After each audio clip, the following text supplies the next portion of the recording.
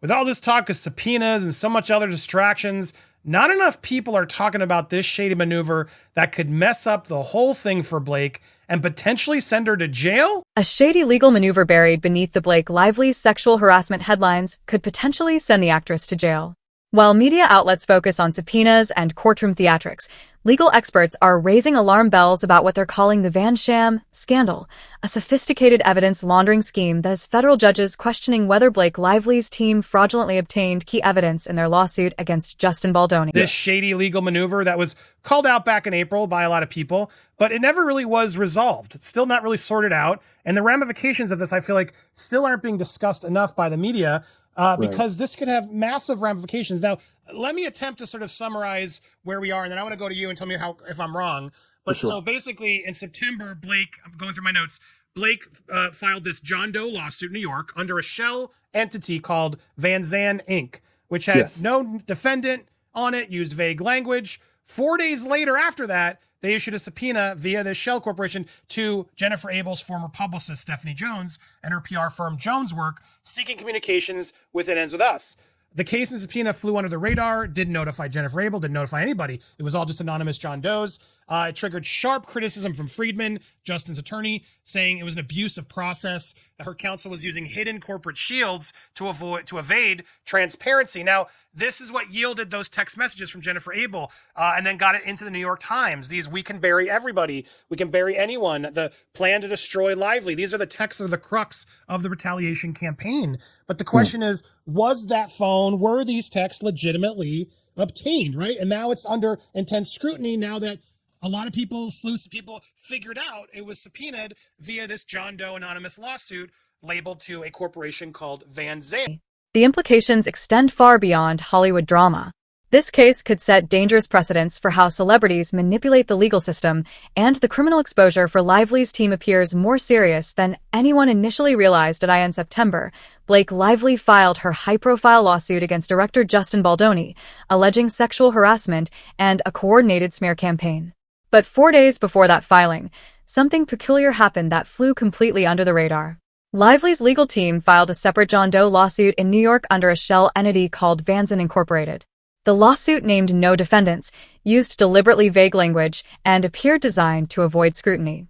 Within days of this anonymous filing, the shell corporation issued a subpoena to Jennifer Abel's former publicist, Stephanie Jones, demanding communications related to the It Ends With Us production. Legal issues with what Blake actually did there. Before we talk about the bigger ramifications, everything else, can you break that down a little more deeper? Yeah, so to the extent when they shook her down and they cornered her in that office and they demanded her cell phone and they had these security guards there and they escorted her out the building and they have her stuff, they were entitled to have whatever business communications they had on that phone, what they were not entitled to do. The subpoena was issued without notifying Jennifer Abel, Justin Baldoni, or any parties who would typically be alerted in legitimate litigation. Legal expert Omar from The Tilted Lawyer identified this as a clear abusive process, noting that the hidden corporate shields were specifically designed to evade transparency requirements. This covert legal operation yielded the explosive text messages that became central to Lively's retaliation claims, communications where Abel's team allegedly discussed plans to bury Lively and orchestrate a destruction campaign against the actress. These texts were subsequently featured prominently in both Lively's initial complaint and her amended filing. Was going to her personal accounts, obtain cloud information, steal her personal communications that tipped them off to the fact that Friedman was potentially gearing up for a civil extortion lawsuit against them and use it for future litigation against them.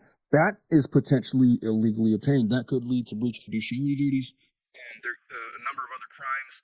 We're a long way from her potentially going to jail. I'm not sure how you get to implicate Blake Lively into going to jail on the basis of those facts just yet, but to the extent that those personal communications were illegally obtained, and I think that they know that they were, because there's no other reason to file this sham lawsuit. However, the method of obtaining these communications has triggered intense legal scrutiny. Justin Baldoni's attorney, Brian Friedman, immediately challenged the legitimacy of the evidence, arguing that Lively's team had used fraudulent means to obtain private communications that should have been protected. The Vanzan operation raises serious questions about evidence laundering, the practice of taking illegally obtained information and giving it legal legitimacy through court processes. Legal experts explain that when Jennifer Abel was cornered in her office, her business phone was confiscated by security personnel who escorted her from the building.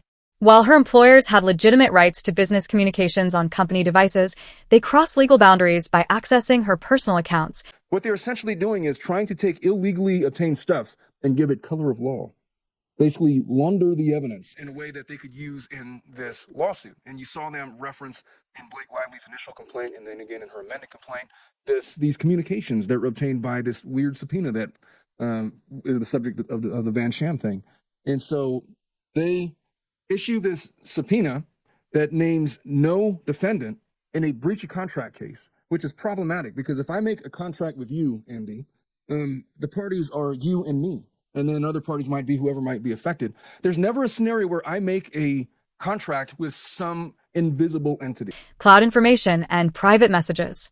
This overreach potentially constituted theft of private communications, especially if the information was then shared with Blake Lively's legal team for use in future litigation.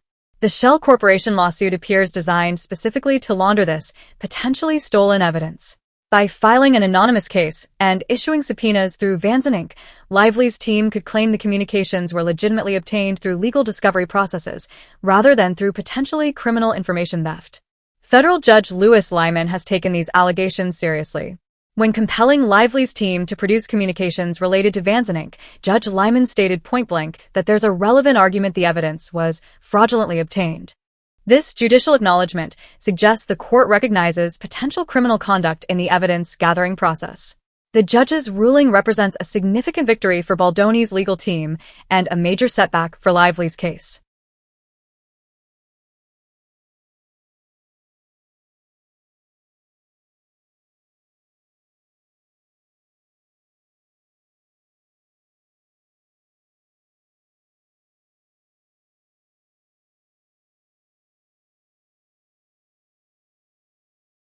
The fact that there were no named defendants, they didn't have to notify anybody other than basically Abel, who, I guess she complied with the subpoena. She gave what she had.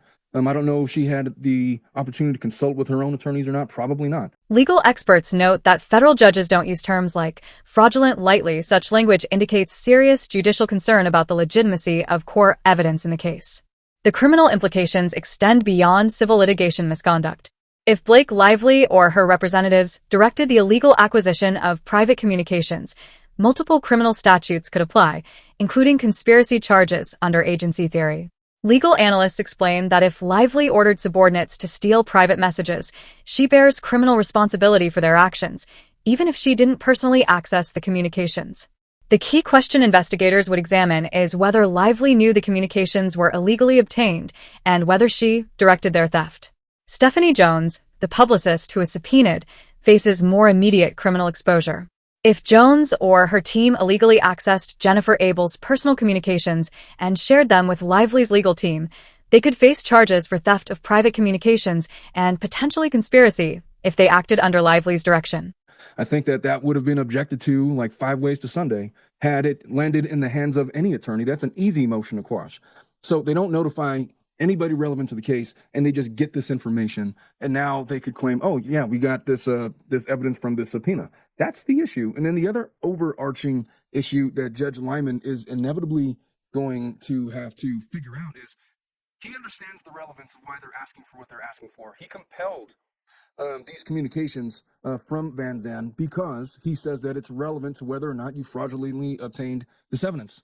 Point blank, and you can't argue otherwise. Then he made some other rulings, but he said that, look, they've made an argument that you fraudulently concealed something and tried to launder evidence and use it for gain in this lawsuit, and so therefore it's relevant. We're compelling it. However, legal experts caution that criminal charges against Lively herself remain unlikely unless prosecutors can establish direct knowledge and participation in the illegal evidence gathering.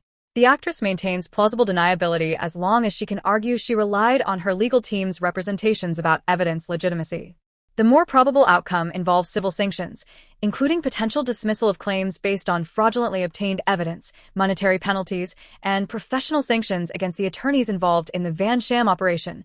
Judge Lyman's handling of the Van Sham revelations suggests growing judicial concern about litigation abuse in high-profile cases. By compelling production of Vanzan communications and acknowledging fraud arguments, the court has signaled that celebrity status doesn't exempt parties from evidence rules. Legal experts predict that within the next month or two, Baldoni's team will file a comprehensive motion addressing the fraudulent evidence. This motion will likely seek multiple remedies: exclusion of all communications obtained through the Vanzan subpoena, sanctions against Lively's legal team, and potentially an independent abuse of process cause of action. The stakes extend beyond this individual case. If Judge Lyman fails to impose meaningful sanctions for the Vanzan operation, it could establish dangerous precedent in the Second Circuit. Where I think that they're probably going to come after them for abusive process or some other remedy, like making those communications inadmissible at trial or something to that effect. Worst case scenario for them, for the Lively parties, is going to be an abusive process cause of action, an independent cause of action. Other litigants might conclude they can create shell corporations, file anonymous lawsuits, and subpoena private communications without consequences. Such a precedent would particularly benefit wealthy celebrities and corporations who have resources to establish complex litigation schemes. The implications for privacy rights and litigation integrity could be profound, essentially allowing well-funded parties to circumvent normal discovery protections through creative legal maneuvering. Judge Lyman appears aware of these broader implications. His careful handling of the evidence issues and willingness to compel production despite Lively's celebrity status suggests recognition that fundamental litigation principles are at stake. The Vanzan revelations have fundamentally altered the strategic landscape of this litigation. If the core retaliation evidence gets excluded as fraudulently obtained, Lively's case loses its most compelling elements. The "we can bury everyone" text messages were the smoking gun supporting her smear campaign allegations. Without this evidence, Lively's sexual harassment claims must stand on their own merits. Legal experts who have analyzed the allegations generally view them as weak, noting that many of the complained of behaviors appear to fall within normal creative collaboration boundaries rather than actionable harassment. Justin Baldoni's position has strengthened considerably despite his cross-complaint dismissal. Legal analysts note that the dismissal was procedural rather than substantive, and the Vanzan evidence provides powerful ammunition for defending against Lively's claims while potentially supporting counterclaims for litigation abuse. Friedman taken that next step? Where are we currently in the case, and what needs to happen for this to be even more carefully looked at? Well, I think that he needs to get the communications first. I don't know if he's received them yet or not. I know they've been compelled. Once he have those, right, that was a win for Team Judge, right? The judge did reveal, yes, you must give this information over. The March 2026 trial date creates additional pressure on both sides. Lively's team must rehabilitate their evidence-gathering methods while defending against abuse of process claims. Baldoni's team can focus on attacking the legitimacy of key evidence while highlighting the hypocrisy of Lively claiming victimization while allegedly engaging in sophisticated legal manipulation. Hasn't been very Team Justin, it seems. He's been giving Blake a lot of, where the deposition's going to happen. All this stuff keeps falling in. Are you noticing that even now as content creators, there's one, it just doesn't seem like he's being very friendly to anybody other than accommodating Blake. Are you seeing that too? Or do you feel like he is being fair? The case has evolved from a straightforward sexual harassment dispute into a complex examination of litigation ethics and celebrity legal privileges. The Vanzan scandal has exposed what critics characterize as breathtaking hypocrisy in Lively's litigation strategy. While claiming to be the victim of harassment and retaliation, Lively's team has simultaneously launched an aggressive campaign against content creators, journalists, and commentators covering the case. Multiple independent journalists have received subpoenas seeking their communications, sources, and editorial processes. Legal experts note that these subpoenas appear designed primarily to intimidate rather than gather relevant evidence, as there's no clear connection between content creator commentary and the underlying harassment allegation. Is it more likely that Stephanie Jones could go to jail? And if Blake was more involved and actually pushed that stuff to happen, could there be any sort of criminal facing they really gotta flesh out those facts, because to the extent that this was a directive of Stephanie Jones to get this stuff, then she would be the one directly implicated, including whoever were her agents potentially that knew they were doing criminal stuff. How do they tie that into Lively, that they were acting under Lively's direction? That would implicate Lively, but I don't see that connection yet. All I know is the theory is they shared those communications with Lively either at her direction or voluntarily, and I don't know which is which. It's not impossible that she's going to go to jail, but if this strategy has backfired spectacularly in the court of public opinion. Social media commentary has turned increasingly hostile toward Lively, with users highlighting the contradiction between claiming victimization while allegedly victimizing others through legal intimidation. The journalist subpoenas also raise First Amendment concerns. Content creators covering public legal proceedings have legitimate free speech protections, and using litigation discovery to chill such coverage could constitute strategic lawsuit against public participation violations in various jurisdictions. She could face criminal scrutiny through agency theory, I guess, potentially. Legal commentators note that Lively's approach mirrors the alleged retaliation tactics she attributes to Baldoni's team. This parallel undermines her credibility and supports Baldoni's narrative that Lively herself orchestrated the very type of coordinated attack campaign she now condemns. The Van Sham scandal has exposed what critics characterize as breathtaking hypocrisy in Lively's litigation strategy. While claiming to be the victim of harassment and retaliation, Lively's team has simultaneously launched an aggressive campaign against content creators, journalists, and commentators covering the case. Multiple independent journalists have received subpoenas seeking their communications, sources, and editorial processes. Legal experts note that these subpoenas appear designed primarily to intimidate rather than gather relevant evidence, as there's no clear connection between content creator commentary and the underlying harassment allegations. Final question: where do you feel like the sides stand right now? Justin obviously had his case dismissed. He's waiting.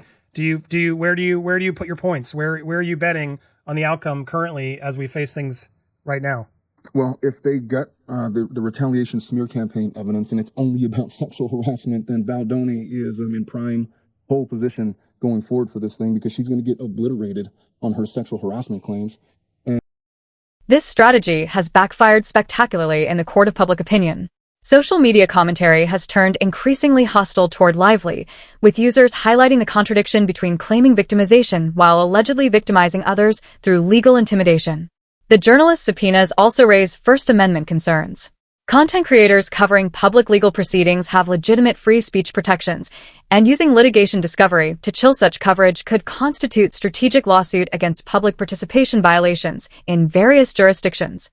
Our intelligence is insulted a little bit. She's claiming to be the victim, and then she's going after all of these small and large content creators that have nothing to do with this case whatsoever, in an attempt to basically chill your free speech and right to report on this thing as an independent journalist. If that's not a smear campaign or bullying tactic, then I don't know what else to call it, because there's nothing relevant that she's asking for that I've seen from any actual subpoena that is going to lead to relevant evidence in any of her causes of action. Legal commentators note that Lively's approach mirrors the alleged retaliation tactics she attributes to Baldoni's team. This parallel undermines her credibility and supports Baldoni's narrative that Lively herself orchestrated the very type of coordinated attack campaign she now condemns.